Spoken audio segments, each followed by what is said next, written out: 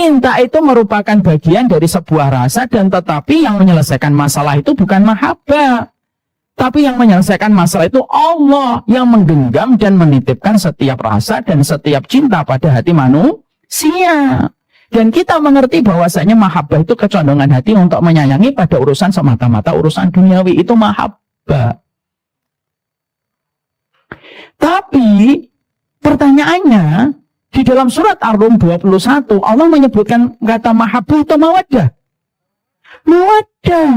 Loh, kenapa Allah menyebutkannya kata mawaddah? Wa min ayatihi an khalaqalakum min anfusikum azwaja litaskunu ilaiha wa ja'ala bainakum mawaddatan wa rahmah. Pertanyaan kita, karena kita membaca Al-Quran, kenapa Allah itu menyampaikannya mawaddah? Selamat datang di channel Langkah Iman Istiqomah. Jangan lupa like, komen, dan subscribe. Dan semoga kita semua mendapatkan ilmu yang bermanfaat. Amin. Alhamdulillah, tentunya senantiasa kita bersyukur betul kepada Allah atas seluruh nikmat yang Allah telah berikan pada kehidupan kita. Syukur itu merupakan salah satu amalan yang begitu besar pahalanya, Ibu. Kenapa syukur itu merupakan amalan yang begitu besar pahalanya di sisi Allah? Karena orang yang syukur itu memiliki keridhaan maksimal kepada Allah. Ridho itu kunci, Bu. Maka syukur itu pintunya. Kalau kita sudah ridho, maka kita akan mudah bersyukur kepada apapun yang telah Allah berikan pada kehidupan kita. Takaran Allah tidak pernah salah, bagian Allah tidak pernah keliru yang Allah tetapkan pada kehidupan kita. Kalau kita ridho, makanya kunci dari segala kebaikan amalan hati terletak pada ikhlas dan ridho. Orang yang ridho, justru Allah semakin ridho kepadanya. Kalau kita itu selalu memberikan keridhoan. Ketika kita yakin Allah tidak pernah salah. Ketika kita yakin Allah tidak pernah membenci dan mendolimi setiap makhluknya. Maka ridho itulah yang akan melapangkan hati kita untuk mudah bersyukur kepada Allah Subhanahu wa Ta'ala. Semakin Ibu ridho, tidak protes, lapang hati kepada keputusan Allah, maka sesungguhnya semakin Allah itu ridho kepada Ibu. Saya ambilkan sebuah contoh. Saya sekitar 1 bulan yang lalu, saya punya rezeki lebih, Bu. Saya kumpulkan anak-anak saya kasihkan mereka hadiah. Biasanya saya memberi hadiah kepada mereka setiap tanggal 30. Jadi tanggal beli mainan itu tanggal 30. Karena saya punya rezeki lebih, saya ingin untuk memperlihatkan syukurnya kepada anak-anak. Saya kumpulkan anak-anak. Kamu ingin beli apa, nak? Kamu ingin beli apa? Satu persatu anak-anak saya menyebutkan hadiah apa yang mereka inginkan. Ada salah satu anak saya, Bu, berkata kepada saya, kalau saya terserah Abi aja. Seridhonya Abi aja. Ketika saya mendapatkan kata-kata itu, malah justru saya ingin mengujinya. Saya berkata, kalau terserah Abi, seridhonya Abi, ya udah, nggak usah beli. Ya kalau memang Abi ridhonya nggak usah beli, ya nggak apa-apa. Ketika kita sebagai orang tua mendapatkan ada anak kita berkomentar ridho dengan apa yang kita berikan kepadanya, kita sebagai orang tua itu benci atau tambah sayang? Tambah sayang. Pengen ngasih hadiah yang ditetapkan atau pengen ngasih hadiah lebih? Misalnya hadiah lebih. Yang sebelumnya hadiahnya tidak boleh lebih dari 100.000, tapi karena ucapannya, maka saya pengen ngasih hadiah lebih dengan apa yang dia sampaikan kepada saya di dalam memberi jawaban. Itu analogi sederhana, Ibu. Keridhaan anak kepada orang tua menjadikan orang tua itu jatuh hati kepada anak.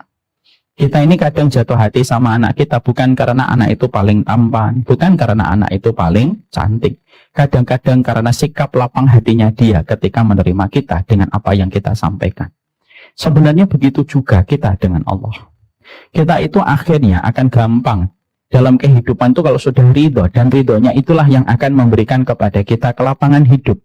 Makanya kita bersyukur betul, dan syukur itu tidak akan bisa kita peroleh sampai kita memiliki sebuah kunci yang bernama ridho pada hati kita dan jiwa kita. Ridho, Ibu. Kalaupun ada takdir pahit yang pernah kita peroleh, ridho. Kalau ada ujian sulit yang pernah kita rasakan, ridho. Karena apa? Ridho itu yang akan melapangkan, ridho itu yang akan melebarkan jiwa kita di dalam kehidupan ketika kita tahu segala peristiwa dan takdir pasti memiliki hikmah yang terbaik pada kehidupan kita. Syukur itulah yang akan menjadi sebuah pahala yang besar ketika kita sudah memberikan ridho kita kepada Allah.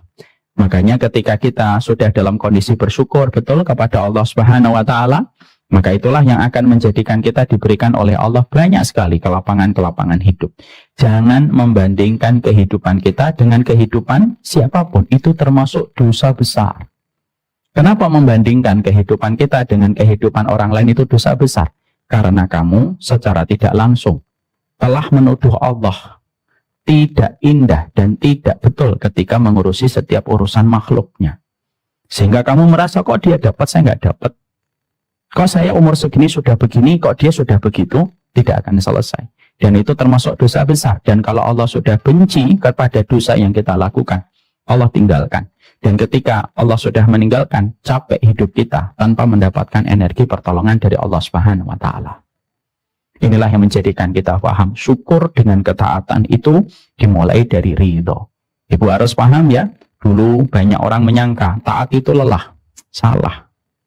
Taat itu memang lelah, tapi lebih melelahkan lagi kalau kita jauh dan tidak mendapatkan pertolongan dari Allah. Itu lebih melelahkan.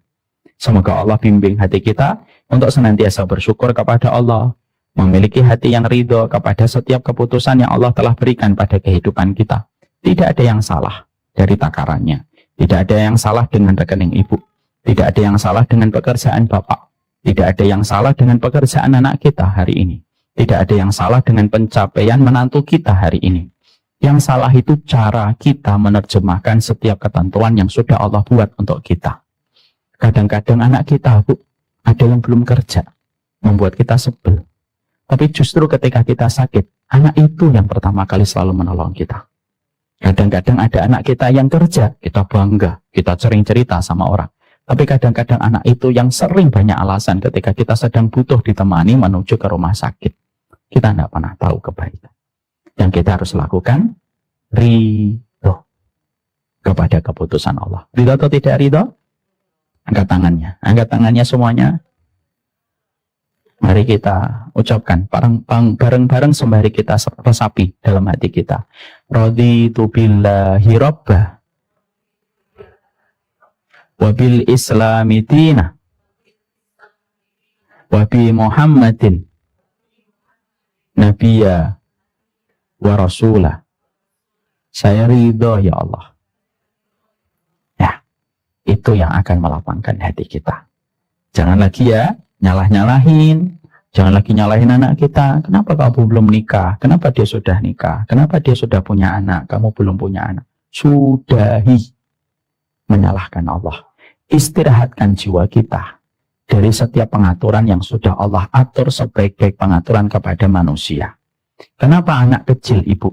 Mereka itu tenang karena mereka tidak pernah ikut campur urusan orang tua. Anak kecil lihat yang di bawah 5 tahun. Anak kecil itu di bawah 5 tahun orang tuanya punya utang, orang tuanya stres. Anaknya tetap senang aja selama orang tuanya pulang. Pernah nggak Ibu melihat ada anak Ibu umur 4 tahun gitu ya, di kamar pojok begini gitu. Dek, lagi apa dek? Mikirin cicilan mah nggak ada. Mereka tetap senang, dibelikan cilok dia sudah gembira, ngelihat bapaknya pulang jadi kuda dia sudah gembira, melihat ibunya senyum, tidak banting pintu, tidak banting gelas, dia sudah senang banget. Kenapa? Dia tidak ikut intervensi atas apa yang ada pada pengaturan bapak dan ibunya. Dia yakin bapak ibunya itu akan mengatur dia dengan pengaturan yang terbaik. Istirahatkan jiwamu. Karena yang membuat kita lelah, yang membuat kita letih, bukan karena Allah. Yang membuat kita lelah bukan letih itu apa? Karena kita tidak mau menyerahkan pengaturan kita hanya kepada pengaturan Allah yang terbaik.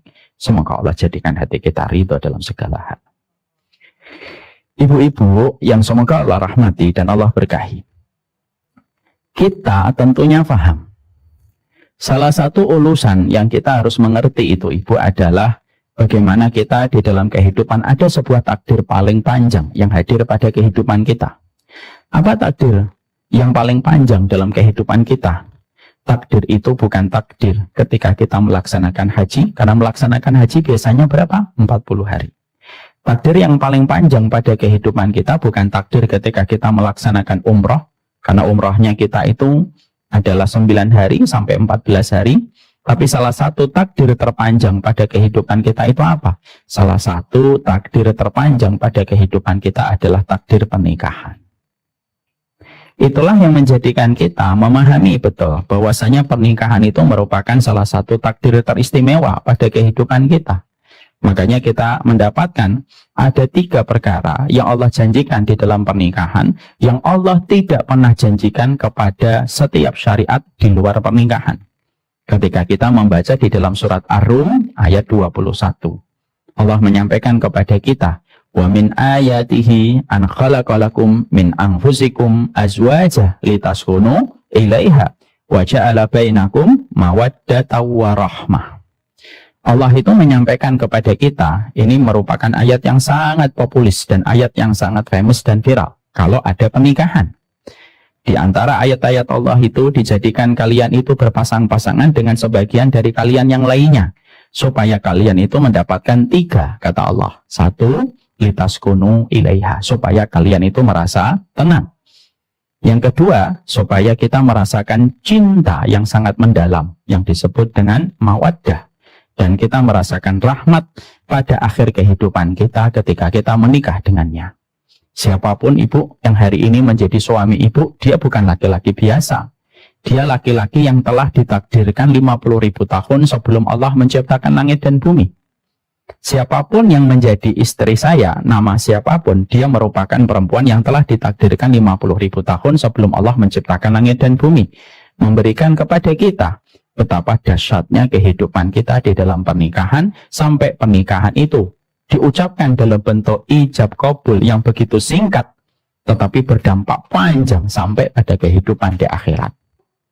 Berapa banyak suami yang akhirnya mereka masuk surga karena mendapatkan pertolongan dari anaknya. Berapa banyak istri yang akhirnya masuk surga karena suaminya memberikan ridho kepada dirinya, dan dia kaget ketika di depan surga, setiap pintu-pintu surga memanggil namanya, ketika dia mendapatkan seorang suami yang begitu mudah memberi ridho kepada dirinya sebagai istri. Dan begitu banyak orang nanti ketika di depan surga saling memberikan syafaat antara suami dengan istri. Karena para ulama itu mengatakan, kalaulah anak bisa ngasih syafaat bagi orang tua, suami istri pun bisa saling memberi syafaat selama mereka sama-sama beriman kepada Allah. Maka itu menambah arti betapa besarnya kehidupan kita dan kaitannya dengan masalah pernikahan. Makanya kualitas kehidupan itu selalu dimulai dari pernikahan. Makanya membangun sebuah peradaban itu tidak akan pernah lepas kecuali membangun dari keluarga. Karena ada 3 pilar peradaban itu. Membangun bagaimana madrasahnya betul-betul dengan kurikulum yang jelas. Yang kedua, membangun keulamaannya. Ulamanya harus betul-betul hanif, harus betul-betul lurus. Yang ketiga yaitu keluarga. Itu merupakan bagian yang tidak terpisahkan untuk membentuk peradaban. Tiganya rusak, jangan mengharapkan peradaban itu akan tegak. Kemenangan akan datang, kejayaan akan kita peroleh. Kalau 3-nya ini rusak, ulamanya sudah tidak hanif, madrasahnya sudah memiliki orientasi kepada industri dan tidak lagi memiliki industri, dan tidak lagi memiliki keinginan untuk melahirkan santri dan santriwati yang taat kepada Allah. Tapi orientasinya hanya untuk memenuhi kebutuhan industri dan keluarganya sudah rusak, maka hati-hati. Tidak akan pernah kita mendapatkan kejayaan, tidak akan pernah mendapatkan kebaikan pada agama kita, umat kita, bangsa kita, kalau 3 pilar ini sudah rusak.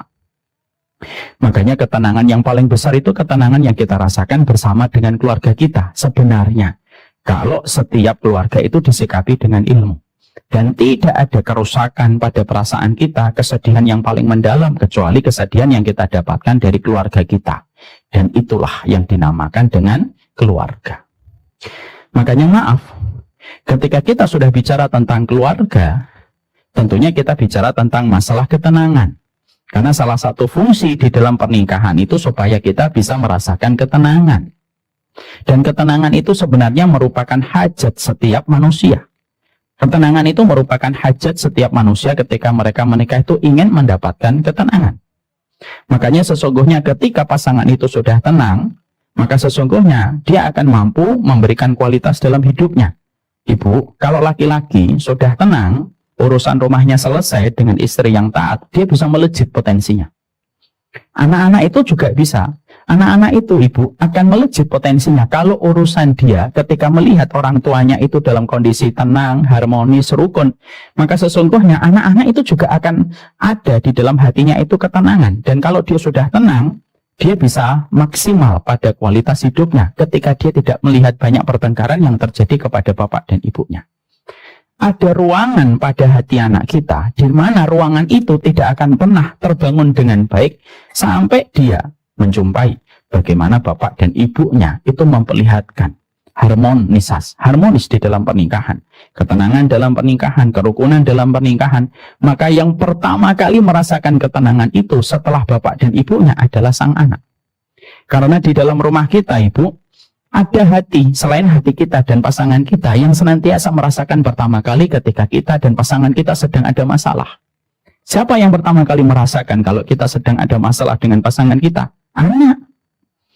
Siapa pertama kali mata yang akan mengetahui kalau kita ada cekcok dan konflik dengan pasangan kita? Anak. Dan ketika anak itu melihat berbagai macam kerusakan, berbagai macam pertengkaran, pertikaian yang terus dia jumpai, anak itu tidak selesai, Bu. Dan apa yang terjadi? Anak itu susah berkembang, susah berkualitas. Karena apa? Bayang-bayang tentang orang tuanya itu menghantui selama hidupnya. Dan itu menjadi masalah. Makanya maaf ya Ibu, setidaknya dalam 2 bulan, 1 bulan ini atau 2 bulan terakhir ini, setidaknya ada 3 orang yang datang dan ternyata masalahnya itu berkaitan tentang orang tua, Bu. Ada ibu-ibu yang datang kepada saya, beliau menderita anxiety, Bu, kecemasan, sehingga akhirnya beliau itu kalau sudah cemas, gemeter, tidak bisa tidur dan lain sebagainya. Ternyata kita mendapati salah satu sebabnya itu apa? Beliau pernah kecewa dengan bapak dan ibunya, terutama kepada bapaknya. Ibu dan bapaknya terlibat konflik, lalu akhirnya sang anak dititipkan kepada sang budi. Supaya sang bapak dan ibu ini ketika bertengkar ini merasa tidak bersalah. Dititipkan kepada sang budi, akhirnya sang anak bertumbuh kembang, defisit kasih sayang, Bu. Karena yang dipinginkan itu mendapatkan kasih sayang dari bapak dan ibunya. Dan dia mendapati bapak dan ibunya akhirnya pisah, sang bapak akhirnya menikah kembali. Dan akhirnya dia punya hutang pengasuhan, Bu. Dia tidak suka dekat dengan bapaknya. Dan setiap dekat dengan bapaknya, memori buruk itu tergambar di pikirannya, berputar-putar. Dan akhirnya menghasilkan apa yang terjadi dan menimpa kepada beliau. Bom waktunya meledak, Bu. Akhirnya beliau menderita anxiety. Dan ketika dibedah, ternyata ada kaitannya dengan orang tua. Kita juga mendapati lagi, ada kisah lagi, Bu, ibu-ibu yang datang ke sini. Usianya sudah tidak lagi muda, hampir menuju ke 60 tahun. Ternyata juga menderita anxiety. Sama, dia cemas. Ketika malam berdebar-debar, ketika dibuka komunikasi pelan-pelan, dialog pelan-pelan, akhirnya terungkap bahwasanya dia melihat dan menjumpai bapak dan ibunya itu tidak rukun, dingin. Bapaknya tidur di belakang, ibunya tidur di depan. Tapi yang dia jumpai bagaimana ibunya kalau ngomong sama orang lain ramah, akrab, harmonis. Bapaknya pun sama. Kalau ngomong sama orang lain itu rukun, bapaknya juga supel. Tapi pertanyaan dia dari semenjak SD itu adalah, kenapa ya kalau mereka sudah pulang ke rumah, mereka tidak pernah bicara? Ya, hal itu disangka biasa. Tapi ternyata itu tidak biasa. Sang anak ini merekam tiap waktu, tiap saat, dari SMP, dari SD ke SMP, ke SMA, sampai kuliah, sampai beliau punya keluarga, sampai punya anak, anaknya sudah mau nikah. Itu akhirnya terjadi dan ternyata pada saat ketika usianya tidak lagi muda, pecah, Bu, bom waktu itu. Dan ketika ditelusuri gitu, karena kalau kita bicara dengan orang yang cemas itu kayak kita ngambil kutu di rambut, pelan-pelan, set gitu. Benar, dialognya pelan-pelan. Dan ternyata terungkap bahwasanya ternyata salah satu di antara pemicunya itu adalah ketika dia terlalu lama melihat ketidakharmonisan yang terjadi kepada bapak dan ibunya. Ini memberikan kepada kita arti, Bu. Makanya betul kalau Allah menyampaikan kepada kita pada surat Al-Furqan 74 yang kita sama-sama sudah menghafalnya. Rabbana hablana min azwajina wa dzurriyyatina qurrata a'yun waj'alna lil muttaqina imama. Makanya kita mendapati Allah menyampaikan kepada kita, ya Allah, anugerahkanlah kepada kami pasangan-pasangan kami yang qurrata ayun, meneduhkan jiwa kami, anak-anak yang menjadi qurrata ayun. Dan ayat itu diberikan closing, Bu. Ayat itu diberikan penutup, dan penutupnya itu memberikan perintah kepada kita untuk merenung. Apa penutup pada ayat itu? Wa ja'alna lil muttaqina imama. Jadikanlah kami itu pemimpin bagi orang yang bertakwa. Kalau kita mau membedah secara korelasi, apa korelasi dari permintaan kita supaya kita mendapatkan pasangan yang qurrata ayun, tapi permintaan yang terakhir itu kita meminta supaya kita mendapatkan, kita itu menjadi pemimpin bagi orang yang bertakwa. Disitulah para ulama itu menerangkan, karena dirimu dan siapapun yang kamu cintai tidak akan pernah melesat itu kualitasnya, tidak akan pernah menjadi pemimpin orang yang bertakwa, tidak akan pernah menjadi leader dalam kebaikan kalau dia tidak mendapatkan pasangan-pasangan yang qurrata ayun di dalam pernikahan mereka. Jadi akibatnya itu apa? Kalau kamu tidak mendapatkan qurrata ayun, kamu susah untuk melesat. Kalau kamu tidak mendapatkan pasangan yang qurrata ayun, kamu susah untuk melejit. Karena ternyata kita mendapatkan perkataan para ulama, semua pahlawan Islam itu ibu lahir dari keluarga-keluarga yang qurrata ayun. Sehingga ketika kita memahami ini, rukunnya ibu dengan bapak itu bukan hanya untuk urusan hatinya ibu dan hatinya bapak, tapi untuk anak-anak kita yang pertama kali akan merasakan nikmatnya. Bertengkarnya ibu dengan bapak itu bukan hanya ibu dan bapak yang bersedih. Yang pertama kali sedih sebelum ibu bersedih itu anak-anak kita. Makanya kadang-kadang jujur deh kita dapatkan anak-anak kita kalau ngelihat kita selaku orang tua rukun, bercanda, gojek. Biasanya anak-anak kita nanti akan ngambil handphone, moto orang tuanya ketika lagi bercanda. Karena hadiah yang tidak dalam bentuk fisik yang dirasakan begitu indah oleh anak kita itu apa? Melihat orang tua mereka bisa pergi berdua, pulang sambil bercanda. Itu sudah cukup mereka merasakan sebuah ketenangan. Kalau anak kita sudah tenang, Bu, maka dia akan mampu memikirkan apa kualitas pada hidupnya ketika dia sudah mendapatkan ketenangan bernama rumah tangga. Makanya maaf ya, itulah kenapa dalam Islam, kita ini kalau mendapatkan kekurangan pasangan kita, tidak diperbolehkan cerita kepada pasangan, kepada anak. Kenapa Ustadz? Supaya anak kita itu bersih melihat orang tuanya. Jangan malah ketika kita lagi ada masalah, lagi bertengkar sama suami kita, anak kita mendapatkan suplai materi yang begitu berlimpah tentang kekurangan bapaknya. Sini Pak, sebenarnya mama itu nggak mau cerita, tapi ya gimana ya? Ini mama harus cerita nih. Papamu itu Masya Allah, na'udzubillah min dzalik gitu. Yang akhirnya sang anak itu dia akan begitu berat gitu. Akhirnya dia mungkin akan sulit untuk hormat kepada bapaknya. Kenapa? Karena terlalu banyak dia mendapatkan input dari orang tuanya tentang kekurangan bapaknya. Sebagaimana bapaknya ketika lagi bermasalah dengan istrinya, lalu dia ngajak anaknya makan, lalu dia menceritakan kekurangan ibunya. Padahal anak kita tidak ada kebutuhan tentang materi kekurangan dari pasangan kita. Kenapa Islam itu menegaskan bahwasanya tidak boleh menceritakan kekurangan pasangan kepada anak? Karena anak itu lembaran putih. Biarlah lembaran putih itu dia melihat bapaknya itu dengan sosok yang dia cintai, dan biarlah anaknya itu melihat sosok ibunya itu yang dia kagumi dan dia takzimi. Kenapa? Karena dia melihat sang bapak takzim, sang bapak cinta kepada istrinya, sang istri takzim kepada suaminya, dan itu akan menjadi sebuah ketenangan. Makanya sekali lagi, ternyata bertengkarnya kita dengan pasangan itu bukan hanya tentang kita, tapi tentang anak-anak kita yang terluka. Sebelum hati kita merasakan sedih tentang pertengkaran kita, ada anak kita yang bersedih. Sebelum kita terluka dengan pertengkaran kita, ada anak kita yang terluka. Dan kalau mereka sudah tidak mendapatkan rumah itu tenang, jangan salahkan kalau mereka mencari ketenangan di luar rumah. Dan akhirnya mereka membangun loyalitasnya kepada teman-teman geng dan bestinya lebih besar. Kenapa? Karena sesungguhnya sang bapak dan ibu tidak pernah memberikan input ketenangan kepada perjalanan hidupnya ketika bertambah dewasa. Jadi terkadang ibu bukan anak yang salah, kita yang salah, tapi tidak pernah mau merasa disalahkan. Kadang-kadang bukan anak yang durhaka, kita yang durhaka. Kita marah-marah gitu sama bapaknya anak-anak di depan anak-anak, kita lah jatuhkan kehormatannya. Kita ngomong, kita bentak suami kita di depan anak-anak ngeliatin, mungkin diem. Tapi dia akan mencatat itu dengan detail dan bisa jadi memori itu tidak akan pernah dia lupa. Ada seorang bapak, lalu dia kecewa sama istrinya pada satu pagi, lalu dia bentak-bentak istrinya di depan sang anak. Mungkin anak ketakutan karena bapaknya sudah marah. Tapi di dalam hatinya akan tergores. Dan itu bisa menjadi trigger dan pemicu ketidaknyamanan yang dia jumpai dari bapak dan ibunya. Mungkin bapak ibunya sibuk dengan perasaan mereka masing-masing dan tidak pernah menghargai posisi mereka yang hadir di antara bapak dan ibunya.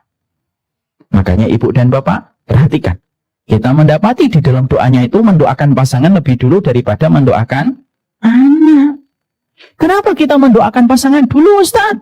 Ya karena kebaikan anakmu itu tergantung kamu sama pasanganmu dulu. Kalau kita mendoakan anak dulu, tapi kita akhirnya lalai mendoakan pasangan kita, maka ketidakbaikan kita dengan pasangan, susah anak kita itu akan baik. Maka ini yang menjadi salah satu hal, materi, yang membuat kita betul-betul memahami. Ternyata, kerukunan kita itu, ada sebuah hati yang merasakan bahagia, yaitu adalah anak keturunan kita. Setelah kita memahami, ternyata antara kita dan pasangan kita, itu ternyata Masya Allah ya anak kita yang paling merasakan. Saya ingin menyampaikan di antara ilmu pernikahan yang sama-sama kita belajar. Saya juga bukan orang yang pengalaman, tapi juga kita belajar dari ilmu dan kita belajar pula dari setiap kesalahan kita. Kita pada kesempatan hari ini, Bu, tadi mukadimahnya. Kita belajar materinya pada kesempatan hari ini adalah bukan hanya sekedar mahabbah, tetapi adalah mawaddah. Ditampilkan materinya. Bukan hanya sekedar mahabbah, tapi adalah mawaddah. Yang pertama yang kita mulai adalah, kita tentunya sangat memahami betul. Ya, kita tentunya harus paham bahwasanya ketenangan suami istri itu merupakan sumber energi untuk setiap anak kita yang tercinta. Ya. Jadi energinya anak kita itu diperoleh bukan hanya dari faktor makanan, tapi salah satu di antara energi yang kita bisa berikan kepada anak kita itu adalah ketenangan suami istri, kerukunan, keharmonisan, saling mengalah, saling memaafkan di antara pasangan suami istri. Maka dipastikan ibu bahwasanya itu merupakan energi terindah yang dirasakan getaran-getarannya oleh dinding jiwa anak kita. Ibu kalau punya sifat memaafkan untuk suami, maka yang merasakan anak, Bu. Kalau ibu memiliki sifat kelapangan dengan kekurangan suami, ketika ibu paham bahwasanya sang suami tidak sempurna sebagaimana ibu tidak sempurna, maka ketenangan ibu menghadapi kekurangan suaminya itu dirasakan pertama kali oleh setiap hati anak-anak kita di dalam rumah kita. Ini kita harus sepakat dulu. Makanya akhirnya ketidakrapian suami istri, siapa yang pertama kali merasakan akibat pahitnya itu adalah anak kita tercinta, Bu. Makanya kalau ada anak misalkan ditanya di dalam sebuah riset ataupun penelitian, anak itu kalau ditanya apa momen yang paling tidak bahagia di dalam rumah, biasanya jawaban mereka selalu seragam dan selalu satu frekuensi. Kondisi yang paling tidak enak di dalam rumah itu adalah ketika melihat papa dan mama bertengkar. Ibu kan dulunya pernah jadi anak, ya atau tidak? Apa momen yang paling tidak kita sukai? Kalau bapak dan ibu kita bertengkar, kan? Dan biasanya memorinya tidak akan pernah mudah hilang di dalam pikiran dan hati kita. Saya, contohnya. Saya ini, alhamdulillah sekali, lahir dari bapak dan ibu yang rukun. Mayoritas waktunya mereka. Mereka rukun di masa tua juga rukun sampai mereka saling berbagi, sampai di antara mereka menuju kepada alam barzakh. Tapi Ibu, saya ini pernah pada waktu kelas 2 SD melihat langsung pertengkaran bapak dan ibu saya. Sekali-kalinya seumur hidup saya. Kelas 2 SD berarti saya umur 8 tahun. Berarti kalau saya sekarang umurnya 45, walaupun kelihatan 44 ya, 45. Jangan terlalu tegang. 45 dikurangi 8 itu berapa? Berarti 37 tahun yang lalu. Tapi memori itu tidak pernah saya lupa. Ibu saya habis nyuci baju, Terus beliau ke dapur, bapak pulang dari kantor. Entah apa yang mereka bicarakan, mereka berteriak, ibu juga berteriak. Lalu akhirnya bapak pergi selama 2 hari. Itu sekali-kalinya, Bu. Dan setelah itu tidak pernah mereka bertengkar secara lisan di depan saya. Setelah itu kalau mereka bertengkar tuh biasanya mereka diem-dieman, silent treatment. Kalau ibu saya sudah ngomong, bilang sama bapakmu, ini bertengkar. Kalau bapak saya sudah ngomong, bilang itu sama ibumu, sudah selesai nggak masakannya? Gitu. Saya nanya, Bu, bapak nanya, masakannya sudah selesai belum? Nanti ibu saya jawab, bilang sama bapakmu belum. Saya itu kadang-kadang saya kayak tukang pos di rumah. Maka itu biasanya mereka bertengkar. Tapi pertengkaran silent treatment itu saya nggak pernah ingat. Tapi pertengkaran lisan itu selalu saya ingat. Dasternya ibu saya masih saya ingat sampai sekarang. Bajunya bapak saya pakai t-shirt, Bu, saat itu pakaian putih. Vespanya Piaggio yang warna abu-abu masih saya ingat. Dan pertengkaran sekali-kalinya seumur hidup saya melihat mereka bertengkar 37 tahun lalu. Tapi itu tidak pernah saya lupakan. Karena memang qadarullah bapak dan ibu orangnya itu lembut, jadi jarang bertengkar sebenarnya. Tapi sekali-kalinya pernah kepleset bertengkar. Itu sudah cukup menjadi pembuktian kepada kita. Suami istri itu kalau sudah bertengkar tentunya yang pertama kali merasakan sakit dan sempit dadanya adalah anak kita. Saya kalau tanya sama ibu, pasti momen ketika dulu mungkin ibu pernah lihat bapak dan ibunya bertengkar, mungkin sampai sekarang tidak akan pernah lupa. Maka itu menunjukkan kepada kita bahwasanya ternyata disitulah kita harus paham. Membangun dan merayakan cinta pada kehidupan kita itu penting. Karena setiap kita nanti merasakan ketenangan bersama dengan pasangan kita, maka sesungguhnya kita sedang merencanakan kebaikan dan kualitas untuk anak kita. Setelah kita paham bahwasanya kebutuhan kita terhadap pernikahan dan ketenangan itu sangatlah besar. Terutama kalau kita memang sayang sama anak, maka yang kita harus upayakan itu adalah merayakan cinta kita dengan sebuah ketenangan dan keharmonisan bersama dengan pasangan kita. Karena yang mengingat kita dan melihat kita itu adalah anak-anak kita. Disinilah kita ingin membahas pada kesempatan ini. Di dalam membangun rasa cinta itu di situ ada kata mahabbah, ada kata mawaddah. Ustaz, kalau saya harus membangun ketenangan bersama suami, di situ kan ada cinta, cinta itu mahabbah. Maka kita menyampaikan bahwasanya di dalam kita pernikahan yang kita harus pahami, ada yang namanya mahabbah, ada yang namanya mawaddah. Dan keduanya itu berbeda. Dan hasilnya pun nanti akan berbeda. Ketika kita nanti mengetahui bagaimana mengiris perbedaan antara mahabbah dengan mawaddah. Perhatikan tulisan itu, Ibu. Mahabbah itu apa? Selama ini kita mengatakan bahwasanya kekuatan paling besar kita bersama dengan pasangan kita itu kan cinta. Cinta itu biasanya disebut dalam bahasa Arab dengan kata apa? Mahabbah. Makanya kan banyak istri menamakan suaminya di kontaknya dengan kata hubbi. Itu kalau lagi seneng aja. Nanti kalau lagi ngambek juga diganti. Maka mahabbah itu apa? Mahabbah itu kecondongan hati untuk menyayangi seseorang sebatas pada urusan dunia semata. Makanya mahabbah itu umum, Ibu. Mahabbah itu dirasakan siapapun. Mau beriman, tidak beriman itu bisa merasakan mahabbah atau tidak? Bisa. Nikah dan tidak nikah bisa merasakan mahabbah? Bisa. Anak SMA dan anak baru kuliah bisa merasakan mahabbah? Bisa. Bahkan Romeo dan Juliet. Walaupun saya tidak suka dengan figur dua orang ini, tapi Romeo dan Juliet itu disebut sebagai simbol cinta. Itu betul, itu namanya mahabbah. Walaupun berakhir tragis dengan mati bunuh diri. Itu mahabbah. Cinta. Tapi apakah memang di dalam kita menikah itu yang dibutuhkan hanya mahabbah? Emang betul bahwasanya kita sering mendengar di televisi bahwasanya biarkan cinta yang menyelesaikan masalah? Tidak bisa. Cinta kok nyelesain masalah? Tidak bisa. Ada nggak orang yang saling mencintai tetapi mereka terpisah dan tidak pernah tersatukan dalam pernikahan? Banyak. Makanya orang-orang yang nulis sinetron itu sebenarnya suruh ngaji di Samilang. Karena memang nggak bisa itu namanya cinta menyelesaikan masalah. Biarlah cinta yang menemukan jalan keluarnya. Nggak bisa. Nggak bisa, Mas. Nggak bisa, Fernando. Nggak bisa kayak gitu.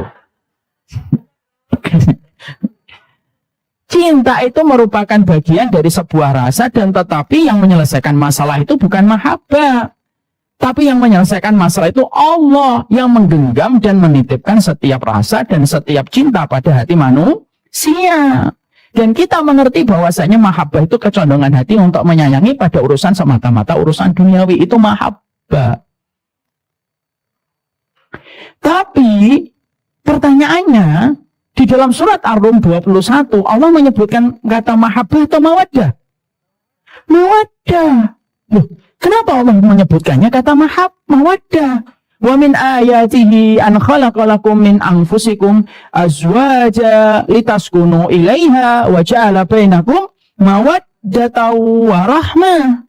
Pertanyaan kita, karena kita membaca Al-Quran, kenapa Allah itu menyampaikannya mawaddah, bukan mahabbah? Kenapa kita kalau menjumpai orang ketika menikah, kita mengucapkan sakinah, mawaddah, dan bukan sakinah, mahabbah? Iya kan? Berarti selama ini ngomong nggak ngerti maknanya. Makanya ngaji. Udah deket aja, pindah rumahnya sini aja, biar ngaji terus.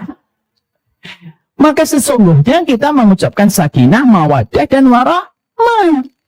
Lalu apa bedanya Ustaz antara mahabbah dengan mawaddah? Supaya ketika kita mengetahui kenapa Allah menggunakan kata mawaddah dan pertanyaannya, apa bedanya dengan mahabbah? Lalu nanti kita bertanya, rumah tangga saya mahabbah atau mawaddah? Maka mawaddah itu disampaikan oleh para ulama. Next. Mawaddah itu adalah sebuah kekuatan, konsep tertinggi rasa cinta yang mendorong ia kepada orang yang dia kasihi menuju kepada surga. Itu namanya mawaddah, Bu.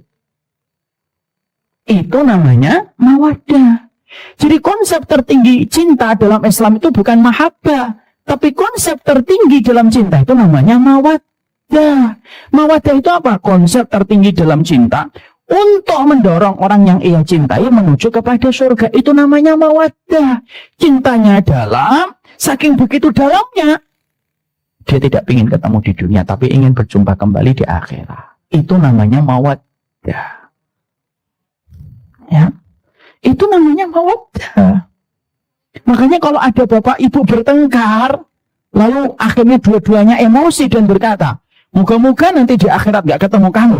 Itu bukan mawaddah. Karena konsep tertinggi dalam rasa cinta itu apa? Mawaddah. Cintanya itu mendalam, lalu diikat oleh Allah cintanya, saling membutuhkan dalam taat, saling berhajat dalam ibadah, dan keinginannya untuk menuju kepada surganya itu besar. Dan itulah yang disebut dengan mawaddah. Orang yang mahabbah belum tentu mawaddah, tapi orang yang mawaddah pasti mahabbah. Sehingga ketika kita dalam kehidupan ini kalau hanya menghiasi rasa cinta, ketika kita menikah, mengerjakan perkara-perkara, misalkan kita rekreasi, ketika kita liburan, itu hanya mahabbah. Tapi ketika kita dalam pernikahan itu bukan hanya menghiasi dengan mahabbah, tapi sudah saling mengingatkan kepada ketaatan, maka itulah yang disebut dengan mawaddah. Dan mawaddah itu merupakan perkara yang akan membantu Allah, akan dibantu sama Allah, diberikan pertolongan kepada setiap orang ketika mereka sudah memberikan konsep cintanya itu mawaddah. Nanti kita akan sampaikan bab itu. Tapi kita bedakan dulu antara mahabbah dengan mawaddah. Ada pasangan saling cinta, Bu, tidak bisa pisah. Bahkan mereka tiap pagi lari, tapi istrinya pakai celana pendek. Misal, bukan berarti kita lebih baik. Misal, contoh aja. Maka istrinya itu tidak menutup aurat. Suaminya mencintainya. Itu mahabbah atau mawaddah? Itu mahabbah. Ketika ada suami istri, lalu mereka janjian untuk makan malam di satu restoran, mereka akhirnya merayakan bagaimana pertemuan mereka. Mereka saling mengingat bagaimana perjumpaan mereka pertama kali. Tapi hanya sebatas itu mahabbah atau mawaddah? Itu mahabbah. Adapun mawaddah itu adalah konsepnya lebih tinggi daripada konsep sekedar mahabbah. Ketika ada seorang suami, ketika melihat rambut aurat istrinya itu kelihatan, lalu dia mengatakan dan berbisik kepada istrinya, "Dik, Ma, rambutnya kelihatan." Langsung dia rapikan. Itu mawaddah. Ketika bapak dan ibu lalu akhirnya duduk bareng-bareng, lalu ketika sang suami berkata atau istrinya berkata, "Mas, kamu kan tiap hari sholat di masjid." Iya. Mau sekali-kali setelah sholat di masjid, sholat isya, langsung pulang, ngimamin aku dong, sholat isyanya 2 kali. Boleh nggak sholat isya 2 kali? Boleh. Yang pertama itu menjadi wajib, yang kedua itu menjadi sunnah. Maka sesungguhnya ketika kita akhirnya ada laki-laki, dia sholat isyanya di masjid, langsung cepat pulang, lalu ngimamin istrinya ketika di rumah, itu namanya mawaddah. Dan mawaddah itu hal yang indah, Bu. Kenapa? Karena kita tidak melulu merasakan hanya masalah cinta, tapi kita membawa konsep cinta kita menuju kepada tempat terindah dalam kehidupan untuk merayakan cintanya kita bersama pasangan kita, yaitu adalah di surga dengan kata mawaddah itu. Banyak orang itu terkadang hanya mahabbah, tapi belum tentu dia mawaddah. Sehingga akhirnya dia menikmati aja perjumpaannya, pertemuannya, tapi tidak pernah ada kajian, tidak pernah membaca Quran bareng-bareng, tidak pernah sholat malam bareng-bareng. Mungkin orang-orang itu rukun, tidak pernah bertengkar, tapi konsep cintanya hanya sebatas mahabbah. Orang yang hanya mencintai mahabbah itu masih banyak cobaan yang nanti akan dihadapi. Makanya Masya Allah, saya tuh pernah nanya sama ibu saya begini, "Ibu, apa doanya ibu yang saya tidak pernah menyadarinya?" Lalu saat itu ibu saya itu ngomong, "Ada 2 doa ya nak, yang kamu itu mungkin tidak menyadarinya." Apa itu, ibu? Ibu saya berkata, yang pertama, ibu itu berdoa, selalu berdoa, semoga Mas Yusuf dan Mbak Risma wafat sebelum ibu wafat. Saat itu mungkin kisah ini pernah saya sampaikan. Saat itu saya nanya sama ibu, "Kenapa ibu?" gitu. Ya supaya ibu menuntaskan setiap tugasnya dan pekerjaan yang Allah berikan kepada ibu, dan ibu menepati janjinya. Kelihatannya kok Masya Allah gitu, tenang gitu. Allah nitip, lalu saya kembalikan keduanya, lalu saya siap-siap untuk kembali kepada Allah. Saat itu saya megang pahanya ibu, "Ndaklah ibu, panjang umur, insya Allah Mas Yusuf dan Mbak Risma panjang." Dan saya tahu betul, doanya ibu yang pertama tidak dikabulkan. Kakak saya perempuan meninggal 6 tahun setelah ibu. Kakak saya Mas Yusar sama saya masih hidup sampai sekarang. Di situ kita mendapati bahwasanya ada kata-kata yang selalu saya soroti. Ibu ingin menempati janjinya sama Allah. Jadi kata-kata itu yang sering saya pakai gitu ya. Hidup kita itu sebenarnya sedang menempati janjinya sama Allah. Ada yang kedua. Yang kedua apa ibu? Yang kedua itu ibu selalu meminta gitu. Kalau boleh, ibu tidak ingin wafat setelah bapak. Kalau bisa wafatnya sebelum bapak. Saya tanya kepada ibu, "Kenapa bu?" gitu. Karena ibu tidak bisa membayangkan bagaimana nanti beribadah tanpa ada bapakmu. Karena ibu terbiasa sholat malam bareng, ngajinya bareng, kemana-mana bareng gitu. Jadi ibu tidak bisa membayangkan kalau sudah tidak ada bapak. Biarlah ibu meninggal dulu. Karena saya tahu bapak itu pasti kuat setelah ibu meninggal dunia. Dan untuk yang kedua ini Allah kabulkan. Ibu meninggal 5 tahun sebelum bapak. Tapi dari percakapan itu saya paham betul bu. Saya merasa ditampar dengan kata jawaban dari ibu. Saya selalu menyangka konsep tertinggi dalam kehidupan manusia itu cinta. Tapi dari percakapan dan dialognya ibu saya dengan saya baru tahu konsep tertinggi itu bukan cinta. Konsep tertinggi itu ketika kita dijadikan hatinya sudah satu klop dengan pasangan kita, lalu kita menjalani ketaatan, dan kita tidak bisa membayangkan ibadah tanpa kehadiran dirinya. Sebagaimana botol ketemu dengan tutup yang pas. Itulah yang dinamakan dengan konsep tertinggi pada masalah cinta. Makanya kan saya sudah sering nyampaikan kan ibu, gimana bapak saya setelah ibu meninggal dunia hari Senin, seminggu beliau tidak tahajud. Saya tidak bermaksud mencucikan siapapun di hadapan Allah. Banyak orang lebih soleh, tapi saya cuma cerita yang saya tahu. Bapak saya itu seminggu tidak sholat tahajud. Sebagai anak yang tahu bagaimana bapak itu rajinnya sholat tahajud setiap malam, kan saya nanya sama bapak, kok bapak nggak tahajud gitu? Bapak saat itu menyampaikan jawaban, bapak bukannya tidak tahajud, nak, bapak belum siap. Kalau nanti bapak tahajud, lalu bapak salam, yang biasanya ibumu di sebelah kanan pakai sajadah biru, saya tahu sajadahnya ibu memang biru, pakai mukena putih. Dan itu tidak lagi bapak lihat ketika sholat tahajud. Kasih waktu bapak untuk bisa menata hati. Insya Allah. Saya lihat, itulah yang dinamakan dengan sebuah konsep tertinggi dalam masalah cinta. Yaitu mawaddah. Kita terkadang hanya menghiasi pernikahan kita itu hanya sekedar mahabbah. Sholat malamnya kita yang paling terakhir bersama dengan pasangan kita tahun 2019 ganti presiden, dan presidennya nggak ganti-ganti sampai sekarang gitu. Itu terakhir kali. Terkadang kita membaca Al-Qur'annya sudah begitu lama. Maka kalau kita hanya bertemu, berjumpa, makan di luar bersama, lalu liburan ke tempat yang kita tuju bersama, itu sekedar mahabbah. Dan mahabbah itu tidak menjanjikan kebaikan dan pertolongan apapun di sisi Allah. Hanya mawaddah yang bisa memberikan kepada kita pertolongan. Saya punya teman, ibu. Teman saya ini hafal 15 juz. Lalu ketika menikah, istrinya hafal 30 juz. Istrinya santriwati. Beliaunya LC dari Fakultas Syariah. Ketika mau menikah, saya termasuk yang agak godain beliau. Antum yakin nih istri antum 30 juz? Insya Allah. Antum hafalannya baru 15 juz. Ya tidak apa-apa. Nanti kalau antum ngibumin, antum muter-muter 15 juz. Nanti istri antum ngeluh, mas 15 juz saja gitu. Tidak apa-apa lah. Nanti saling melengkapi. Saya punya ilmu alat yang lainnya yang dia tidak miliki. Dia memiliki sesuatu yang saya tidak miliki. 2 tahun saya pisah dengan beliau, ketemu lagi dengan beliau. Teman saya ini dari 15 juz sampai 30 juz.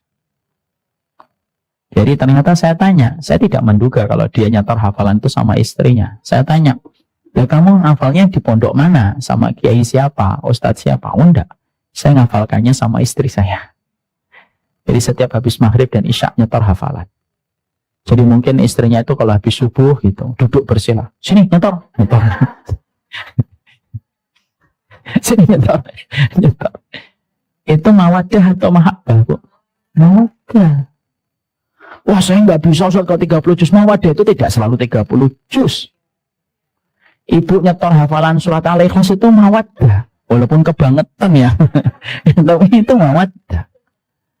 Maka kenapa kita itu harus mawaddah, Ustaz? Karena mawaddah itu yang menjaga kita dari berbagai macam fitnah. Maaf ya Bu. Nikah itu fitnahnya banyak atau tidak banyak? Banyak. Musibahnya banyak, balanya banyak. Kadang itu tak pergi, tak dijemput, pulang tak diantar, tapi meninggalkan kerusakan yang luar biasa di dalam pernikahan kita. Karena apa? Karena fitnah itu bisa datang ketika kita tidak menyadari apapun. Itu namanya fitnah dalam pernikahan. Ada salah satu jamaah itu cerita sambil sedih beliau. Nikah 25 tahun. 25 tahun. Lalu akhirnya sang suami, qadarullah, itu kalau habis maghrib sampai isya itu tidak mau langsung pulang. Niatnya mulia, pingin untuk nunggu isya. Tapi justru antara isya dengan maghrib dengan isya, dia ketemu perempuan, dia jatuh hati sama perempuan itu, dinikahilah perempuan itu tanpa memberitahu kepada istri pertamanya. Lalu ketika sang istri tahu tentang pernikahan itu, akhirnya mereka pisah, Bu. Fitnahnya muncul antara maghrib dan isya. Ini kalau dibuat judul sinetron bagus banget ya. Antara maghrib dan isya maut kan gitu. Wah, ibu-ibu sudah mulai curiga nanti. Suaminya nanti minta izin, "Ma, nunggu isya, jangan pulang." Tapi di situ kita mendapati fitnah itu bisa datang kapan saja. Makanya kita mendapati sampai ada namanya ipar adalah maut, hadisnya ada, filmnya juga ada, based on true story. Itu sudah cukup membuka mata untuk kita bahwasanya terkadang orang yang tidak pernah kita anggap sebagai fitnah pun bisa menjadi fitnah besar pada kehidupan kita berkeluarga. Kalau kita tahu fitnahnya begitu banyak, balaknya begitu banyak, musibahnya begitu bertubi-tubi dalam pernikahan, kalau kita tidak melandasi dan melapisi pernikahan kita dengan mawaddah, pertanyaannya sederhana. Terus atas alasan apa Allah harus menolong pernikahan kita? Dan itu jadi teguran untuk kita semuanya. Dan itu jadi teguran untuk kita semuanya. Ya? Karena itu yang terkadang kita tidak menyadarinya. Saya kenal Dika, kalau misalkan Dika ini tidak pernah dekat sama saya, terus dia nggak pernah memperkenalkan namanya saya Dika Ustadz, terus dia mungkin membackup saya, mungkin menyertai saya, mungkin nggak kalau ada Dika ada musibah saya menolongnya, mungkin saya nolong, tapi mungkin tidak sepenuh hati. Tapi kalau Dika ternyata orangnya takzim, hormat, selalu menolong, membackup saya, kalau saya ke Pamulang selalu dia berusaha untuk memberikan yang terbaik untuk saya dalam kegiatan yang saya kerjakan, tiba-tiba Dika ada masalah, kira-kira saya nolong Dika atau tidak? Masih nolong, Bu. Karena menolong itu juga punya sebab. Jadi kalau misalkan kita minta tolong sama orang, kalau orangnya nggak mau nolong, kita nggak usah nyalain orang itu. Mungkin kita yang introspeksi, mungkin kita dulu sering nggak perhatian sama dia. Ya memang betul, nggak usah memang. Enggak deh. Oh, ngajar sama ibu-ibu itu harus sabar, nak.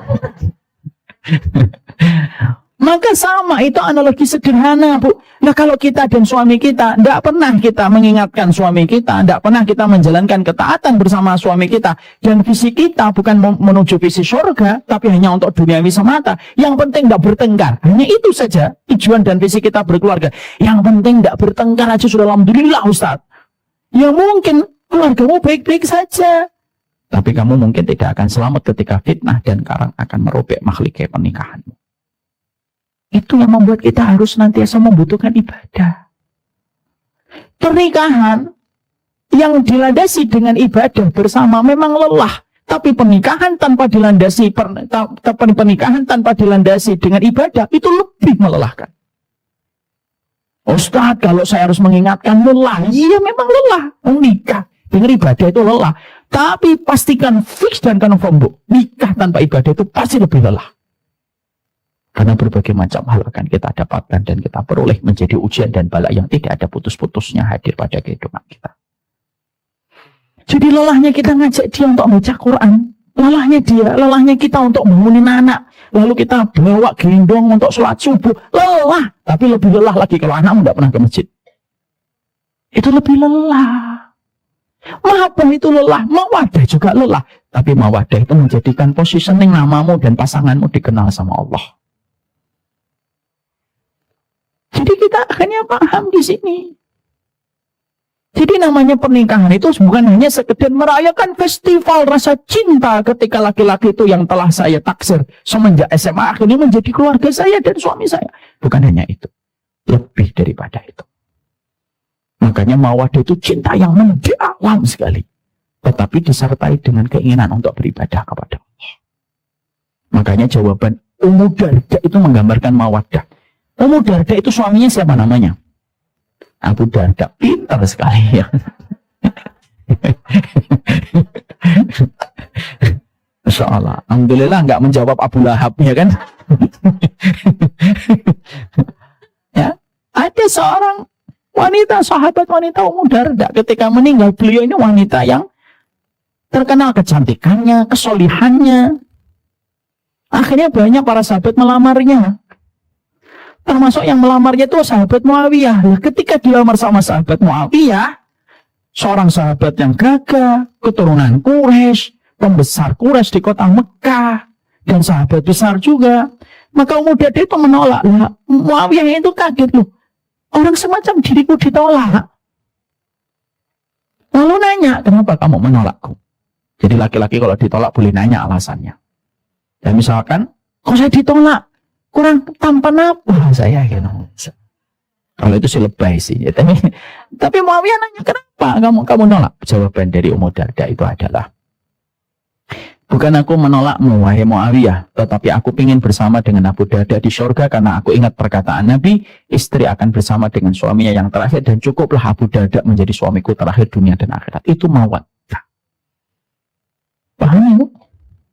Jadi mawaddah itu merupakan perkara yang sangat fundamental pada kehidupan pernikahan kita. Ketidaksolatan suami kita berbulan-bulan di masjid itu namanya sudah merusak mawaddah kita sebenarnya. Dan yang kita khawatirkan apa? Kalau sudah hati jauh dari Allah, petikan api sepercik pun akan membakar semuanya. Dan itu yang paling kita khawatirkan. Paham sampai di sini Ibu? Ya. Maka ketika kita memahami bahwasanya mawaddah itu menjadi salah satu hal fundamental pada pernikahan kita, maka kita harus paham, Ustadz, saya ingin menjadikan rumah tangga saya bukan hanya mahabbah, tapi menjadi mawaddah. Tapi ingat kaidahnya ini, sebentar, lihat. Rumah tangga nubuwah itu adalah yang tidak tegang dan tidak kaku. Artinya, kalau ibu-ibu pada kesempatan ini akhirnya sudah mulai belajar, ya Allah, saya ingin mawaddah dan tidak hanya sekedar menjadi mahabbah. Ingat ya, jangan terlalu kaku. Jangan terlalu kaku dan tegang. Sehingga akhirnya nanti ketika ibu-ibu pulang ke rumahnya langsung ibu itu tegang. Sini Mas, qala Allah Ta'ala fil Qur'anil Karim. Jangan. Dan janganlah keinginan kita ketika kita ingin merubah dari mahabbah menuju kepada mawaddah, itu berarti bahwasanya kita tidak menghargai prosesnya. Jangan suka mengukur ukuran sepatunya ibu dengan ukuran sepatu suami. Ya memang betul. Betul. Karena mungkin ibu diberikan oleh Allah kesempatan seorang suami yang memberikan kepada ibu fasilitas, silakan ngaji. Kadang-kadang suami kita belum sempat ngaji. Ngajinya hanya Sabtu, itu pun ngantuk. Sehingga terkadang ada seorang suami itu, istri itu kayak mobil Formula F1, F1, tapi suaminya itu kayak Mikrolet Tambun Bekasi. Kadang-kadang memang begitu. Saya tidak mau ketika saya menyampaikan mawaddah ini, setidaknya ada dua yang saya tidak mau. Yang pertama, ibu nanti akhirnya apa? Menghakimi keluarga orang lain. Kelihatannya keluargamu itu mahabbah, nggak ada mawaddahnya. Nggak usah kayak gitu. Tinggalkan itu gaya-gaya jamaah dulu yang suka menghakimi, nggak usah. Itu yang pertama, jangan kayak gitu ya. Terus buat status, alhamdulillah keluargaku mawaddah. Nggak usah. Kalau kata anak saya nomor 6 itu sombong. Kata Basim. Bagaimana kita lagi datang. Ya? Yang kedua, yang kita harus pahami adalah ketika kita ingin menjadikan keluarga kita, ya Allah, ternyata keluarga saya selama ini mahabbah. Oke, keluargamu selama ini mahabbah. Saya ingin naik giginya. Saya ingin upgrading menuju mawaddah. Saya pesan untuk diri saya dan untuk kita. Jangan tegang dan kaku. Nabi, keluarganya itu Nabi penduduk surga. Apakah Nabi itu tegang? Enggak. Nabi bercanda. Nabi tidak setiap hari ngomong sama Aisyah, qala Allah Ta'ala wahai Aisyah. Duduk qala Allah Ta'ala wahai Aisyah. Enggak. Coba ibu bisa bayangkan, Nabi lomba lari dengan ibunda Aisyah. Lomba lari dengan ibunda Aisyah.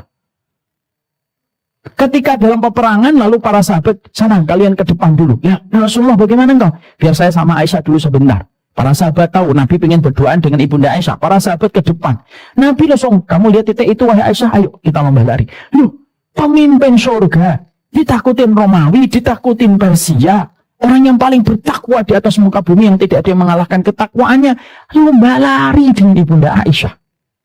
Itu menggambarkan kepada kita itu apa? Menggambarkan kepada kita bahwasanya membangun keluarga mawaddah itu tidak kaku. Dan bukan hanya semata-mata kita nyampaikan link-link kajian tiap hari kepadanya. Sampai DM-nya dia itu penuh dengan link istrinya. Nah, malah curhat di sini nggak dibuka juga. Udah tahu salah malah nggak dibuka juga. Aduh, sabar saya. Udahlah pulang-pulang aja ke Mamunan. Jadi ternyata kita pun harus tahu dalam proses kita untuk membangun dari mahabbah kepada mawaddah itu, jangan sampai kita salah teknis. Ngirimin link, ngirimin kajian, sehari 12 kali, Bu. Padahal maaf ya, kajian kalau terlalu lama bosan atau tidak bosan? Bosan. Khotbah Jumat itu yang paling afdol, yang lama atau yang pendek? Pendek. Lalu kenapa Ibu harus menyelisih sunnahnya Nabi? Setiap ada kajian Ustadz, hak-haknya istri, share. Buru-buru WhatsApp anaknya. Nah, downloadin kajian ini. Pecah-pecah, buat kamu tahu dan dengar. Ya enggak gitu juga. Ini yang ketawa-ketawa ini yang harus banyak istighfar dan habis ini itu tempat wudu, sholat taubat 2 rakaat. Jangan gitu. Maka nikmatin prosesnya dulu. Kenapa terkadang kita diberikan suami yang terkadang tidak sesuai dengan ukuran sepatu kita? Loh, kalau ukuran suamimu itu langsung sama dengan ukuran sepatumu dalam pemahaman agama dan pengamalannya, lalu dari mana kamu dapat pahala kesabaran? Karena sabar tertinggi itu dapat pahalanya dari pasangan kita. Paham ini? Nah, termasuk salah satunya proses kita menjadikan dari mahabbah menuju kepada mawaddah itu apa, Ibu? Perhatikan bahasanya dan love language-nya. Ini termasuk salah satu ilmu psikologi, tapi ini cukup penting. Karena terkadang, Ibu, yang semuanya dirahmati oleh Allah, kadang-kadang suami kita tidak bisa menerima apa yang kita inginkan dan kita harapkan darinya untuk sama-sama menuju kepada mawaddah dan bukan hanya mahabbah, maaf. Kadang-kadang karena tangki kasih sayang suami kita habis. Kita sekedar menuntut, tetapi kita tidak pernah melaksanakan kewajiban dan memenuhi tangki kasih sayang dia. Sebagaimana istri kadang-kadang tidak mau mendengar kita, itu bukan karena mereka itu nusyus. Kadang-kadang istri itu tidak mau mendengarkan nasihatnya seorang suami karena ada love language, tangki kasih sayangnya kosong. Sehingga akhirnya setiap yang kita sampaikan disalah artikan ketika mereka tidak memiliki tangki kasih sayang. Ibu, seorang suami dan istri, anak, itu ada namanya love language. Dalam bahasa kita itu bahasa cinta. Kalau ini terpenuhi, ibu akan mendapatkan banyak kemudahan menyampaikan sesuatu. Anak-anak itu biasanya rewel. Itu karena ada love language yang tidak terpenuhi. Contoh, saya tuh baru kemarin 3 hari itu dapetin anak saya Basim. Kok rewel gitu? Saya harus ngomong sama istri. Apa ya? Apa love language-nya habis ya? Ya udahlah. Kemarin Selasa saya kajian siang sampai asar langsung pulang saya. Pulang sampai rumah. Ayo nak, kita main di luar. Saya ajak main. Quality time bersamanya. Saya peluk, saya usap, saya puji gitu. Alhamdulillah, Bu. Pagi ini sekolahnya semangat kembali. Kadang-kadang ketidakmauan pasangan kita untuk menuju kepada mawaddah itu bukan karena mereka itu durhaka dan ketika mereka itu nusyus. Karena kadang-kadang kita tidak mengerti salah satu bahasa basic yang dibutuhkan dalam pernikahan. Maaf ya Bu, bahasa pernikahan itu ada 5. Dan ternyata ini dilakukan oleh Nabi dalam pernikahannya. Makanya 5 perkara ini yang saya sampaikan di sini itu, ini semuanya dilakukan oleh Rasulullah SAW. Dan ibu nanti dituntut untuk mengetahui bahasa love language-nya suami kita itu apa. Karena bisa jadi suami kita sering marah-marah, itu bukan karena dia laki-laki yang emosional, bukan. Kadang-kadang suami kita sering marah-marah karena ada bahasa basic cintanya yang tidak terpenuhi dari ibu. Kenapa? Ya sama lah terbolak-balik gitu. Makanya 5 love language itu apa? Dan ini berdasarkan kepada sunnah. Kita perhatikan. Yang pertama, Bu, act of service. Act of service itu apa? Bahasanya itu pingin untuk diberikan servis yang terbaik. Ini biasanya laki-laki itu ada di sini. Diberikan pelayanan yang terbaik. Makan ditemenin. Pagi-pagi disiapkan. Ketika mau pergi dibawakan itu tasnya. Ketika pulang kita sudah nunggu di depan pagar kayak Sunan Kalijogo jagain sungai. Enggak setiap hari Bu kayak gitu. Tapi ketika akhirnya dia dikasih of service, akhirnya dia itu nambah. Makanya kayak Nabi itu terkadang melakukan kepada salah satu istrinya itu act of service. Makanya Nabi ketika ada salah satu istrinya mau naik onta, Nabi turun ke bawah, mempersilahkan kakinya dijadikan pijakan untuk naik onta. Ada kan hadisnya? Kenapa Nabi melakukan itu? Nabi memberikan act of service kepada istrinya. Makanya maaf Bu, kalau akhirnya ada seorang suami, ketika ibu tidak menyadari ini dan hanya melihat globalnya saja, ibu tidak pernah mempersiapkan kalau pagi. Ketika pagi dia makan nasi uduk sendiri, buat kopi sendiri. Lalu kita mengatakan, halah sudah tua, sama-sama mandiri. Lalu perginya dia ke kantor, Bu. Maaf sekali. Kadang-kadang orang kantor yang akan mencukupi love language-nya dibandingkan istrinya. Yang di kantor ngomong, butuh apa, Pak? Karena saking seringnya melayani, hafal. Bapak punya nasi uduk, sambelnya sedikit aja, bakwan jagung, tidak pakai mie. Oh iya. Kopinya tidak pakai gula.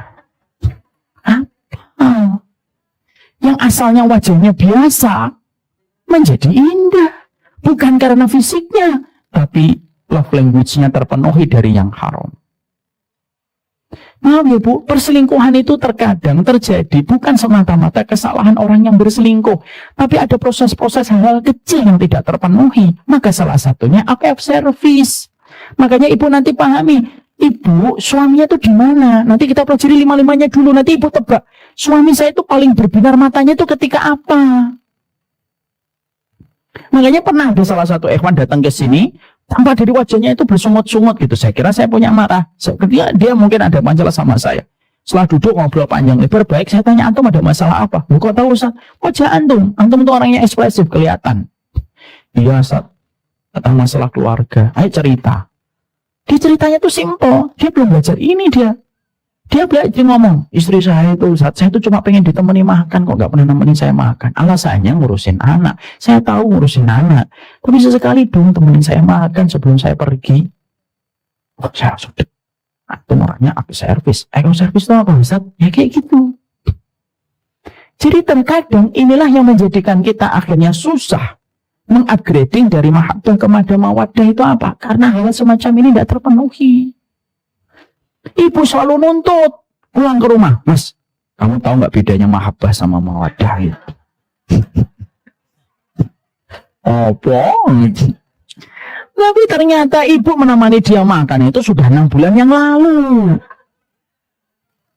Ya?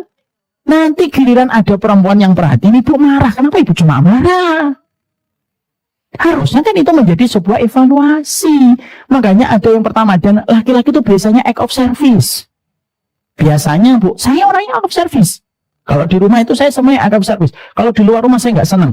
Saya tuh paling nggak senang kalau sandal saya dibawain, nggak pernah senang saya. Tapi kalau istri saya senang banget. Itu laki-laki biasanya di situ.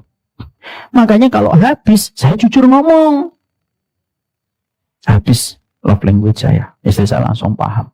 Biasanya kalau pagi urusan anak-anak akhirnya digeser dulu waktunya. Dia memprioritaskan saya dulu, nemenin makan, nyiapin tasnya.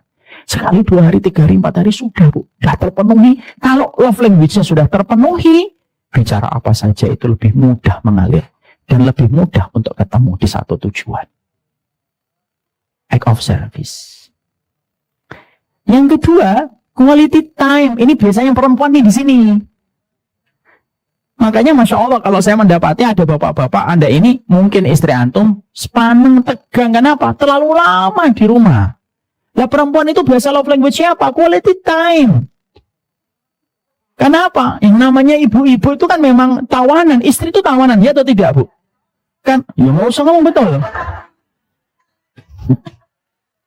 Istri itu tawanan karena semenjak nikah dia kemanapun minta izin. Dika ini dengerin Dika. Ya? Maka sesungguhnya dia kemana-mana minta izin. Sekalinya keluar paling dicari atau tidak? Paling dicari sama anak-anaknya. Kadang-kadang ibunya ya Allah nak baru setengah jam. Ibu di mana? Mama di mana? Ibu di mana? Pulang.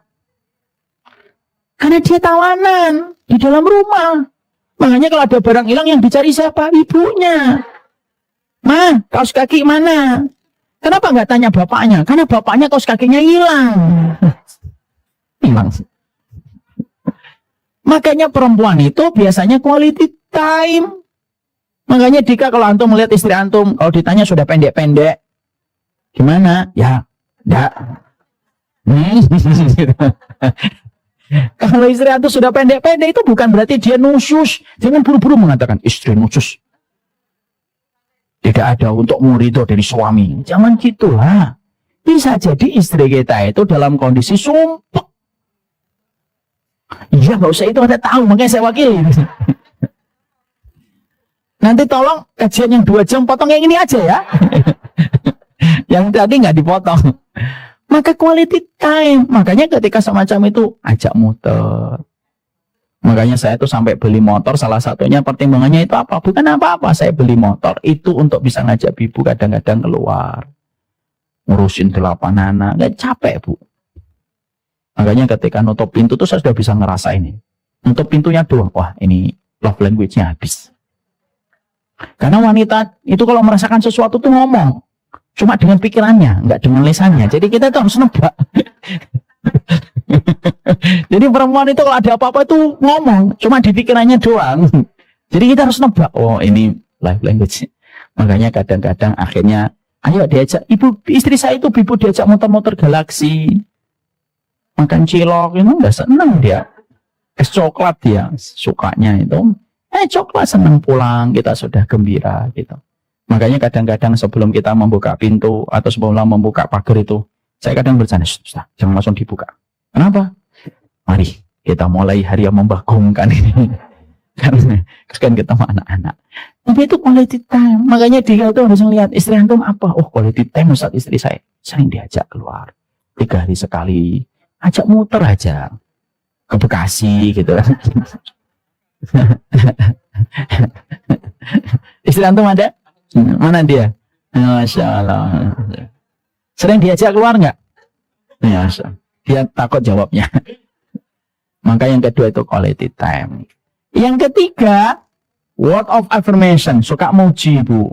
Karena kadang-kadang ada tipe laki-laki itu suka dipuji bu. Karena apa? Menunjukkan heroisnya dia ketika dipuji sama istrinya dan keluarganya. Maaf ya bu, banyak laki-laki yang kadang, maaf banget, pressernya di kantor itu luar biasa. Saya tuh pernah ketemu beberapa kali seorang bapak yang kelihatan stres gitu. Saya ngomong, Pak kalau memang stres di kantor keluar aja gitu. Ya Ustaz, tapi setiap saya mau keluar itu, yang terpikir itu anak istri saya. Demi Allah ya bu, banyak laki-laki yang tanpa ibu sadari, mereka rela mengusap air mata di mobil dan turun senyum hanya untuk memastikan keluarganya baik-baik saja. Makanya saya pernah mengeluarkan satu tulisan itu. Tulisan ini ramai sekali di Instagram. Banyak laki-laki yang merasa baik-baik saja, padahal dia tidak baik-baik saja. Karena dia tahu bahwasanya dia itu adalah harapan dan sandaran untuk istri dan anak-anaknya. Untuk menunjukkan kepada kita, perjuangan seorang laki-laki itu luar biasa. Itu yang ketiga. Yang keempat, yang kita harus paham, yaitu adalah physical touch. Physical touch itu apa? Sering dipeluk. Ya, dia harus sering dipeluk. Itu ada istri saya baru datang. Ada. Maka sesungguhnya kita itu physical touch bu. Ada tipe-tipe seorang istri atau tipe seorang suami itu senang dipeluk. Biasanya diusap-usap punggungnya. Biasanya perempuan ada yang physical touch bu. Makanya kan ada perempuan yang sukanya gelindot aja. Usong-usong. Nah ini physical touch ini. Yang paling ketawa physical touch itu. Ya bu ya. Ya bu. Ibu ya physical touch ya. Oh iya tapi physical touch ya. Sukanya nguyak-nguyak gitu sampai istrinya, sampai suaminya itu penuh dengan minyak rambut di sini. Sampai suami itu bilang, ya Allah jangan nempel-nempel gitu. Ya anak saya Basim itu physical touch bu. Wah udah nempel ke saya tuh, pengen duduk di sini, padahal di sini tuh lega gitu loh. Sini loh dek, sini dek. Gitu. Nggak mau naiknya ke sini lagi. Itu physical touch, Bu. Kalau anak, lima-limanya, Bu. Tapi kalau pasangan suami itu biasanya di antara 5 ada yang paling menonjol. Kemudian yang terakhir apa? Terakhir itu give. Nah, itu paling senang. Nah, tapi tidak semuanya. Istri saya nggak terlalu senang give. Ya. Give itu ada beberapa wanita yang suka dan laki-laki yang suka dikasih hadiah. Terutama yang berkilau-berkilau gitu ya. Mas gitu ya. Maka sesungguhnya itu give. Maka ibu untuk menaikkan dari mahabbah menuju kepada mawaddah, 5 ini harus terpenuhi. Jangan sampai ya Bu, kejadian ilustrasinya, saya serahin ibu kertas semuanya, saya tanya, apa yang disenangi sama suaminya ibu? Lalu ibu tertahan. Lalu ibu ternyata tidak mengenali itu. Padahal ibu semasa dengannya selalu marah-marah setiap waktunya. Tanpa ibu ketahui bahwasanya ternyata itu ada sebuah love language yang tidak terpenuhi. Makanya maaf ya ibu, kadang-kadang kita suka menuntut, tapi kita tidak pernah mengevaluasi. Kadang-kadang kita terlalu menuntut, tetapi tidak pernah mengkoreksi. 5 perkara itu, physical touch, act of service, quality time, word of affirmation, kemudian gift, itu basic pada kehidupan kita. Maka semoga Allah memberikan kepada kita hal ini. Nanti ibu, silakan dapatkan kajian ini. Nanti didengarkan sama suaminya. Kalau suaminya sudah dengarkan, bilang sama suaminya, ibu tuh love language-nya apa? Ngomong sama suaminya. Mas, saya tuh love language-nya, biasanya kalau perempuan itu 2, kalau saya 5-5-nya mas. Ya. Langsung suaminya kejang-kejang. Suaminya bilang, udah lain kali gak usah ikut ke sambilan. Nggak, artinya ibu sampaikan, saya tuh orangnya quality time, saya tuh orangnya physical touch. Kalau kamu apa mas? Kesukaanmu, saya tuh sukanya tuh act of service, saya pengennya dilayani, pengennya kalau malam itu handphone itu kamu yang ngecasin, saya bisa ngecas. Tapi kalau dicasin sama dirimu tuh lebih seneng. Jadi jangan kita langsung alasan gitu, mentang-mentang suaminya pelari maraton gitu, terus setiap pagi nggak mau ngambilin nasi, kita ngomong, udah ngambil nasi mas, mau nggak mau lari maraton aja bisa, ngambil nasi nggak bisa. Ini istri macam apa ya? Jadi jangan begitu. Mari kita bangun tradisi yang baik, bahwasanya proses kita dari mahabbah ke mawaddah itu dinikmati prosesnya.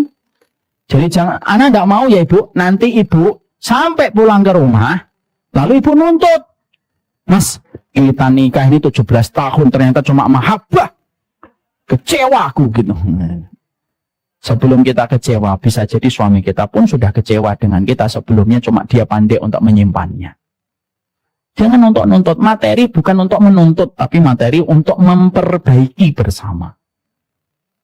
Jangan langsung nulis, mas kamu terus dengar kajian ini. Tidaklah, untuk ibu dulu. Untuk ibu dulu. Kenapa harus ibu dulu? Nanti kalau ibu berubah, insya Allah sang suami itu bisa berubah. Jangan kemudian ibu langsung mengatakan, alah, lihat-lihat dulu dong suaminya. Ngapain saya ngeliat suaminya ibu? Yang nikah ibu. Saya suruh. Saya tuh kadang-kadang kalau nyampein kajian gitu ya, tentang bagaimana ridho suami gitu ya, saya tuh kadang-kadang lucu baca di sosial media. Lihat-lihat dulu dong ustadz suaminya. Ngapain saya ngeliat suami ibu? Yang nikah ibu, yang nerima lamarannya ibu. Kok saya suruh ngeliatin? Kita harus mulai dari diri kita. Dari seorang wanita yang memperbaiki diri akan lahir seorang laki-laki yang akan tulus untuk melihatnya dan akan belajar untuk memperbaiki diri. Ibu sudah saya pernah ceritain tentang masalah anduk. Seorang perempuan sudah saya ceritain. Ada perempuan bu. Udah kan? Ada perempuan sebel melihat suaminya naruhnya anduk itu di atas tempat tidurnya. Diajak berantem gara-gara anduk sering. Disindir sudah, kata-kata tinggi sudah, pakai kata-kata sarkasme juga sudah. Tapi suaminya tetap meletakkan anduk di atas tempat tidur. Akhirnya sang istri tuh merasa, wah, ini kalau kayak gini terus saya nggak sehat. Saya harus tetap waras ini, gitu. Akhirnya apa? Yang saya perbaiki adalah cara saya melihat anduk. Lalu dia berkata pada satu malam, saya besok pagi kalau melihat anduk, saya tidak lagi melihat itu anduk. Tapi yang saya lihat itu apa? Sepotong permadani yang jatuh dari surga. Ini kisahnya tahu. Akhirnya paginya ketika dia melihat ada anduk di atas tempat tidur, wah, permadani jatuh dari surga, dilipat, terus dijemur. Esok harinya ada anduk lagi, dia ngomong, Masya Allah, sepotong permadani jatuh kembali di kamarku. Benar ini, yang dia lakukan itu adalah mencipin di dalam pikirannya itu dirubah. Ini tuh pahala surga untuknya. Sehingga setiap harinya dia itu senang ketika melihat anduk itu. Bukan karena dia melihat anduknya. Melihat itu permadani surga yang akan disiapkan Allah untuk dirinya. Lama-lama ketika sang istri selalu meletakkan anduknya dalam kondisi tersenyum. Tidak pernah lagi nyindir. Tidak pernah lagi sarkasme. Tidak pernah lagi marah. Sang suami itu akhirnya terenyuh dan tersentuh. Wah, istri saya tidak pernah marah-marah lagi gara-gara anduk. Akhirnya nggak tega dia merusak ketenangan itu. Akhirnya apa? Satu pagi dia letakkan anduk di atas tempatnya. Sang istri langsung ketika pagi, ketika suaminya pergi, dia berharap ketemu permadani lagi. Loh, sepotong permadaninya sudah tidak ada. Hari esoknya sudah tidak, hari esoknya tidak ada. Ketika sudah tidak ada rasa kehilangan pada dirinya tentang handuk basah di atas tempat tidur. Hanya dengan mengubah cara pandang kita kepada yang kita kerjakan. Jadi kalau ibu nanti ngeliatin suamimu, Masya Allah, pintunya surga lagi banyak ngomong ini. Sehingga akhirnya kita tenang. Paham sampai di sini ibu-ibu? Semoga Allah berkahi kita, didoakan suaminya. Ya, karena kalau ibu hanya marah-marah tapi tanpa mendoakan itu namanya bukan cinta, itu namanya emosi. Ya, makanya kalau mampu untuk umroh barenglah. Berdoa yang banyak di depan Ka'bah bersama dengan pasangan secinta, sejiwa, sesurga. Semoga Allah memberkahi kita, semoga Allah memberkahi pasangan kita, karena sesungguhnya semuanya merupakan bentuk ujian yang Allah berikan pada kehidupan kita. Tidak terasa jam 12. Luar biasa 2 jam kita menyampaikan materi, semoga kita paham ya Bu ya. Ada perbedaan antara mahabbah dan mawaddah. Dan ketika kita harus menyampaikan mahabbah dan mawaddah itu harus mengenali 5 love language tadi. Apa love language itu yang pertama? Act of service. Apa ini? Memberikan service. Yang kedua apa? Quality time. Yang ketiga apa? Give. Yang keempat apa? Word of affirmation. Yang kelima apa? Physical touch. Jadi nanti ibu sering dipeluk suaminya, kadang dikasih hadiah. Saya tuh kemarin ya, dikasih hadiah sama istri itu senang, walaupun itu bukan love language saya. Saya karena sering olahraga, tiba-tiba dia membelikan saya jaket olahraga. Rasanya itu senang banget. Ya, walaupun saya bukan tipe orang yang give kalau dalam bahasa cinta. Tapi itulah, kasih sayang itu sebenarnya urusan basic manusia. Mau dia beriman atau tidak beriman. Janganlah kita menempatkan pernikahan kita kaku, lebih kaku daripada kanebo kering. Karena akhirnya kalau kaku itu apa? Mudah pecah. Gelas itu kalau kemasukan air yang terlalu panas, pecah atau tidak pecah? Pecah. Karena kaku panas itu memecahkan segala sesuatu. Semoga Allah anugerahkan kita pasangan-pasangan yang senantiasa sejiwa, serasa, dan sesurga. Semoga kita menjadi pasangan yang dipertemukan kembali di surga.